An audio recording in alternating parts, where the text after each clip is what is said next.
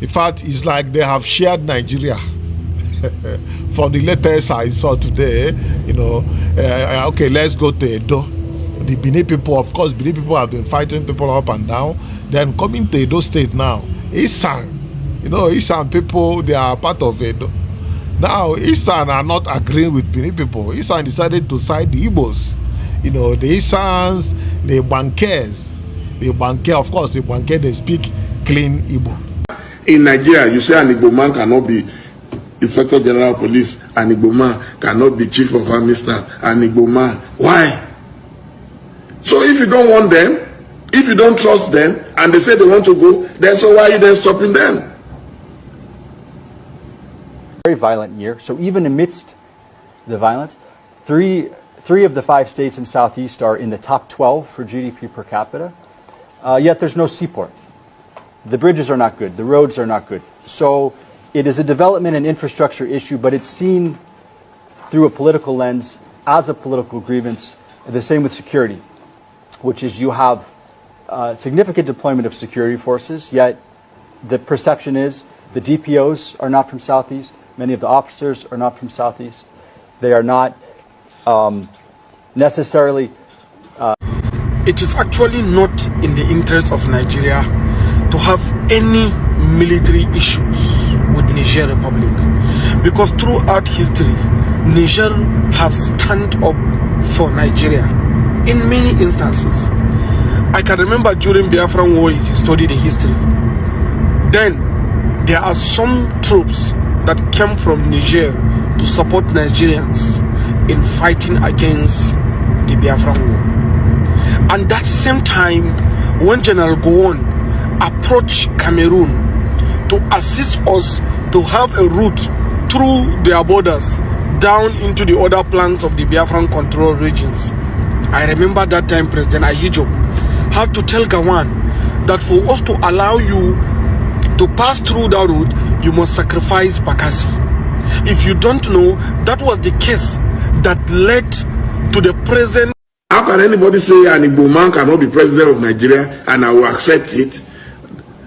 Then it shows how brainless I am. If I'm the president of Nigeria today, I would have turned Southeast Nigeria into the hub, our own Silicon Valley. These are people endowed. They are as brilliant as the Chinese, the Koreans, and the Indians put together. We have them. Why are we not using them? But because there was a civil war before, and we said we have forgiven ourselves, and now, but you are forgiving yourselves, but an Igbo man can.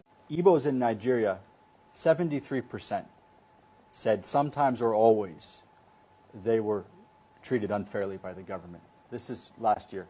This is the highest rate of any ethnic group surveyed in Africa. In their view, they are sometimes or always treated unfairly by the government. So it's the issue of injustice?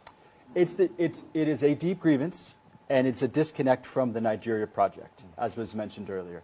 And I mentioned that number just to underscore the underlying grievance that has. Yes, my people, we have come again on YangaLife channel, and obviously, if you have been on the internet, especially TikTok, Facebook, and the rest of them, especially TikTok, you hear war. There are war in Nigeria, as in verbal war. In fact, it's like they have shared Nigeria. From the latest I saw today, okay, let's go to Edo. The Benin people, of course, Benin people have been fighting people up and down. Then coming to Edo State now, Isan, Isan people, they are part of Edo. Now, Isan are not agreeing with Benin people. Isan decided to side the Igbos. The Isans, the bankers, of course, the banker, they speak clean Igbo. The banker in Edo State. So now the game is that Isan people are now with Igbo people, while Benin people are standing alone. The bankers are with Igbo people. You see? So I don't know. Well, this kind of verbal assault is not good though. I think it's not good, but we are learning from these things. People have a kind of mentality that they have. That's why we talk about nations. Nigeria has different nations in it. So that's why it's good to, you know, look into the system of governance that brought us together. So the two key things now in this video is, one, we have dig deep in our previous videos. You can check our channel what brought about 1966 Q, because there is this ideology that is an Igbo Q. But the people that we have brought you their videos, Yoruba people, Yoruba men of integrity, proven integrity, they have verbally said it that it's not an Igbo Q, that these people are educated and experienced people, though some of them are from eastern part of Nigeria, and they have an intention to make Nigeria a better place. That is never an Igbo Q. Aside that, the second point here is that what then caused the war to start? We have solved that problem, and we brought to you that some group of civil servants, federal civil servants, permanent secretaries being led by Oba of Benin, they are the one that told Gowon, look, don't accept that paper, that Aburi Accord. You know, from there the war started. Now, another important question, or one important question, is that why are there so much jealousy found against an Igbo man? Why? If we have been together, you know, to work together in peace and harmony, Nigeria would have gone far more than this. You know, I used to tell you guys this thing, that Igbo man is not that political, but he cares so much about his life and the way things are going. Invariably or variably, the economy matters so much to an Igbo man. And the problem of Nigeria is not politics, it's the economy. Okay, now let's listen to Dele Momodu. You know, some people, thank God, some people can still have some truth in them, no matter what is happening, no matter what the situation. They still say the truth, and they know that the truth will save us one day. See, I always tell you guys, all these things we are doing, we are buying time. One day the truth will come out, and one day we will come together and make a better nation. We are just buying time. All these politicians are not allowing us to, you know, do the correct thing. In the sense that it seems that like some politicians, you know, they are self-centered because of the foundation that they met. The foundation they met in politics, and they go on like that. And it's not an easy thing to dismantle that foundation to build another foundation. You see the point? So now we are going to listen to Dele Momodu. When we come back, we'll continue. Thank you. How can anybody say an Igbo man cannot be president of Nigeria and I will accept it? Then it shows how brainless I am. If I'm the president of Nigeria today, I would have turned Southeast Nigeria into the hub, our own Silicon Valley. These are people endowed. They are as brilliant as the Chinese, the Koreans, and the Indians put together. We have them. Why are we not using them? But because there was a civil war before, and we said we have forgiven ourselves, and now, so, but you are forgiving yourselves, but an Igbo man cannot become anything in Nigeria, cannot be president, cannot be trusted to be Inspector General of Police, cannot be trusted. Why? Look at Joe Biden. He has already appointed Nigerians into his government. Already. Before his inauguration, he already appointed Nigerians. He didn't say, because they say Nigerians, so they are very corrupt people, all those stupid, you know, sentiments that people express against us. He appointed them. Why? He saw their talent. He appointed the first black man. Now, Pentagon has a new Secretary of Defense. He's a black man. In Nigeria, you say an Igbo man cannot be Inspector General of Police, an Igbo man cannot be Chief of Army Staff, an Igbo man. Why? So if you don't want them, if you don't trust them, and they say they want to go, then so why are you then stopping them? Why are you stopping them? You don't want me, and you are saying, even slaves got freedom. These are people contributing to world economy, not just, and listen, not Nigerian economy. The Igbos are contributing to world economy. There is no country I have been, I will not find an Igbo man either at the peak of academia, at the peak of business, at the peak of professions. They are everywhere. Medical doctors, surgeons, lawyers, bankers, they are everywhere. And then you come back to Nigeria, you are discriminating against them. And you are saying they will not agitate for their own nation. We are the ones causing the problem. If you want an Igbo man, then bring them nearer and see if they will not perform. In this Lagos today where we live, anything we want to do now, innovation, the first thing is, let's go to computer village. Who are the people controlling computer village? Let's go to Alaba. Who are the people controlling Alaba? Do you think people with empty brains can control those things that the Igbos control? Even with all this fight, Biafra, if you go to Kano today, without the Igbo selling spare parts, nobody will function. All the cars there will come to stand still. You go to Sokoto, you will meet them there. Go to Borno, go to Iraq, go to Afghanistan, you see Igbo man doing great.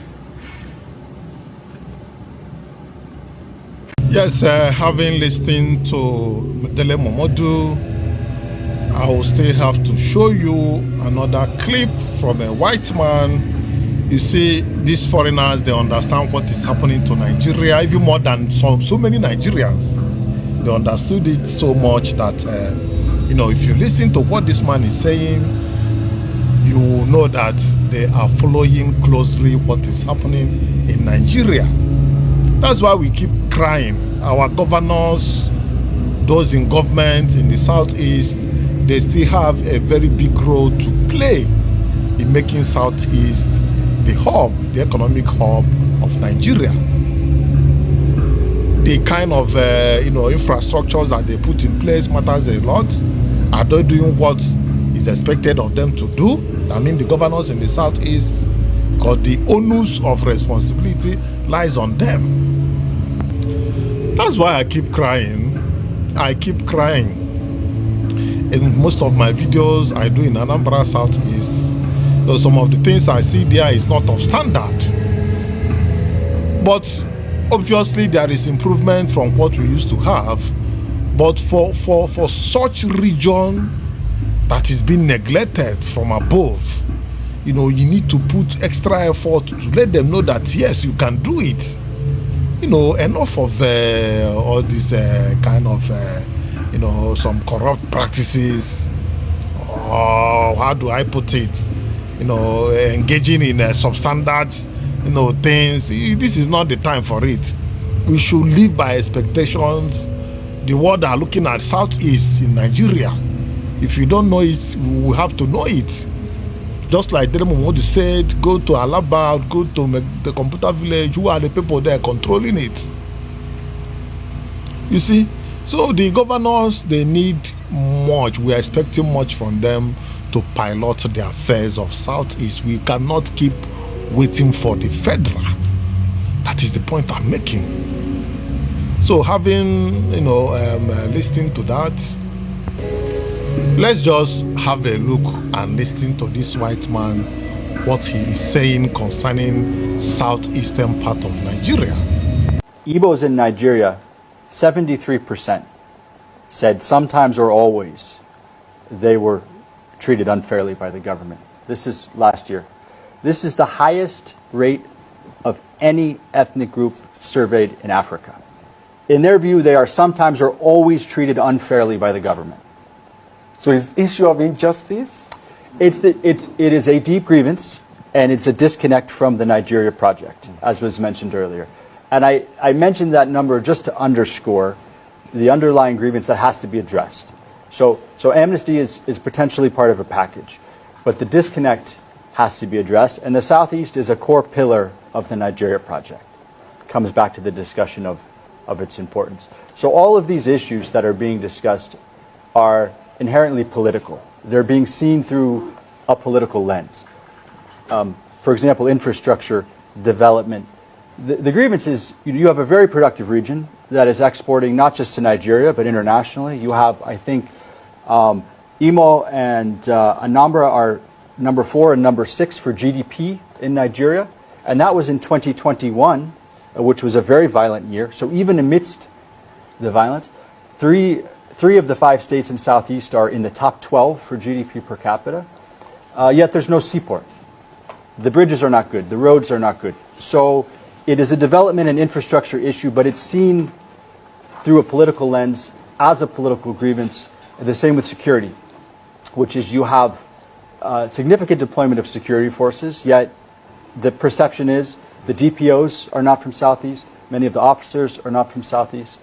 They are not necessarily well-versed in the local context, and so they're not performing the role of community security in a way that they or other communities would expect. So that's a security issue, yes, but it's also perceived through a political lens, and it's the same with federal appointments and involvement in governance. So these are development, these are policy, these are economic issues, but they're seen through a broader political lens that they're not being kind of fairly adjudicated.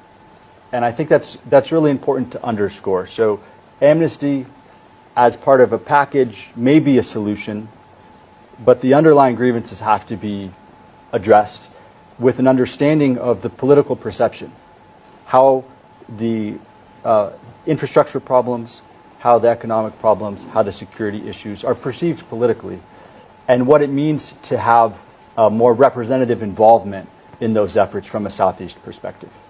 Yes, it has to be a multi-stakeholder approach. The sensitive issues have to be addressed, and there needs to be involvement of the key stakeholders as this initiative is doing.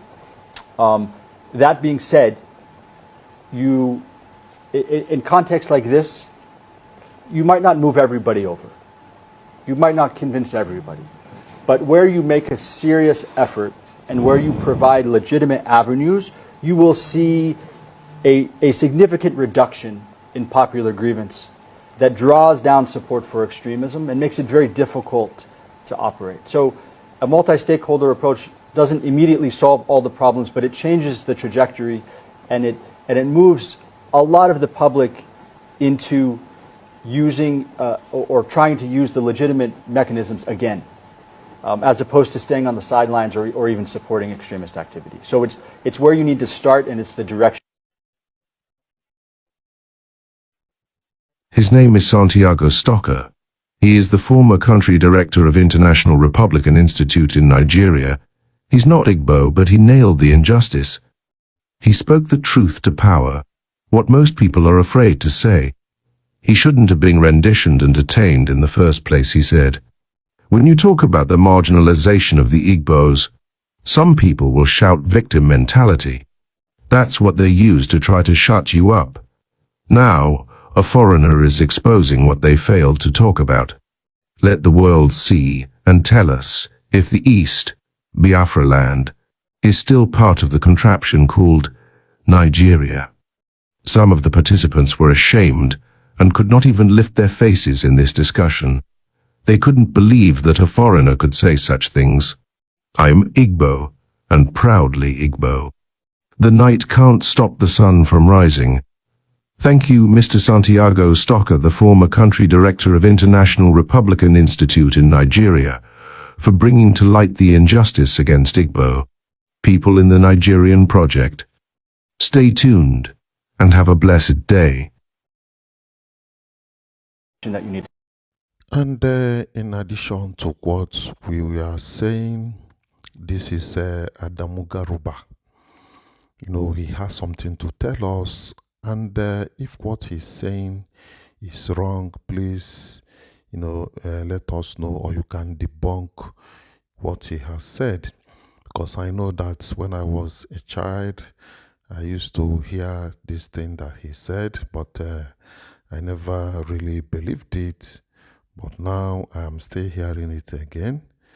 So I have to think twice and know that it is the actual truth of what really happened. So let's hear him, just like I said. Thank you. It is actually not in the interest of Nigeria to have any military issues with Niger Republic, because throughout history, Niger have stand up for Nigeria in many instances. I can remember during Biafran War, if you study the history, then there are some troops that came from Niger to support Nigerians in fighting against the Biafran War. And that same time, when General Gowon approached Cameroon to assist us to have a route through their borders down into the other planks of the Biafran control regions, I remember that time President Ahijo had to tell Gowon that for us to allow you to pass through that route, you must sacrifice Bakassi. If you don't know, that was the case that led to the present handing over of Bakassi Peninsula to Cameroon. That's why when they went to court, they won against us. We have to sacrifice Bakassi Peninsula, a very rich region, in order for us to continue to have the support of the Cameroons. They never wanted us. And even the Chad, our neighbor, remember there was a time they invaded our borders. It takes the effort of the former President Muhammadu Buhari, who was then the GOC commanding Division 3, that went, fought against Chad and pushed them away from Nigerian borders. But Niger has always maintained friendly disposition with Nigeria. We've never had a single problem with Niger. In fact, for those of you that don't know, why we have electricity generation in Jeba and Kaenji that supply our homes with electricity is because Niger, there is a standing agreement between Nigeria and Niger that they should allow the river Niger to flow into Nigeria for us to build the dam. Not them building the dam, but for us to build the dam in exchange for us to give them electricity supply, to share with them the supply of electricity that we are generating in Nigeria.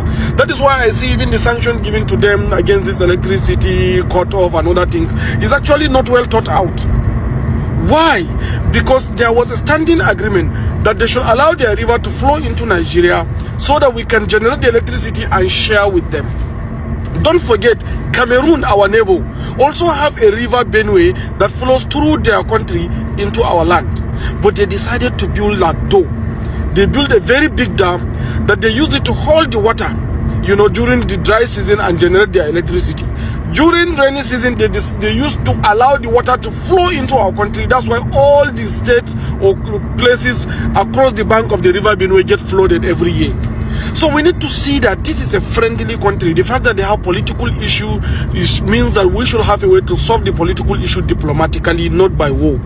Oh, gentlemen and ladies, we have heard it all, and there will be a solution. There will be a solution, and when the time for the solution to come, nothing can stop it. Nothing can stop that solution from manifesting. To me, let us change this system of governance. It is not helping our diversity in culture, in ethnicity that is existent in Nigeria. Thank you for watching. Until I come your way next time.